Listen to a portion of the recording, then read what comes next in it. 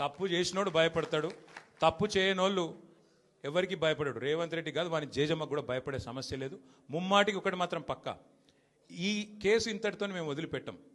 నా క్యారెక్టర్ అసాసినేషన్కి బాధ్యులైన రేవంత్ రెడ్డిని ఆయన తొత్తులుగా పనిచేస్తున్న పోలీసులు కొంతమంది, అందరినీ కాదు, కొంతమంది పోలీసులు ఎవరైతున్నారో ఆయన తొత్తులుగా, ఆయన అడుగులకు మడుగులతో పనిచేస్తున్నారో వాళ్ళని నేను కూడా వదిలిపెట్టను. ఎందుకు వదిలిపెట్టను?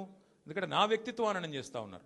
లేని లింకులు అంటగట్టి, లేని రంకులు అంటగట్టి, నాకు ఇష్టం ఉన్నట్టు ఎవరెవరో యాక్టర్లకు లింకులు పెట్టి చిల్లర రాజకీయం ఏదైతే చేస్తున్నారో ఈ విషయంలో నేను మాత్రం వదిలిపెట్టను.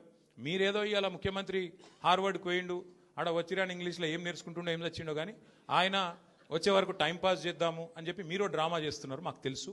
ధారావాహికలాగా నడుపుతా ఉన్నారు, మాకేం ఇబ్బంది లేదు. మీరు ఎన్నిసార్లు పిలిచినా వస్తాం, ఎందుకంటే చట్టాన్ని గౌరవించే పౌరులం, తప్పకుండా వస్తాం. మేము తప్పు చేయలేదన్న మాటనే చెప్తాము.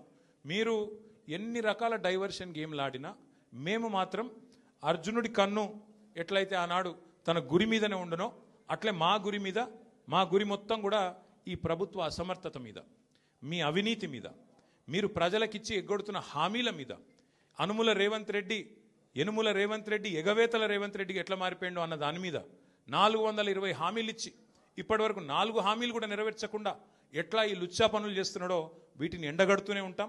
100% వదిలిపెట్టకుండా ప్రాణం పోయేదాకా పోరాడుతూనే ఉంటాం. ఎవరికి భయపడకుండా, ఎవరికి తలవంచకుండా నిఖార్సైన తెలంగాణ బిడ్డలుగా, కేసీఆర్ గారి సైనికులుగా, కేసీఆర్ గారిని తిరిగి ముఖ్యమంత్రి చేసేదాకా మేమందరం కలిసికట్టుగా పనిచేస్తూ ఉంటామని చెప్పి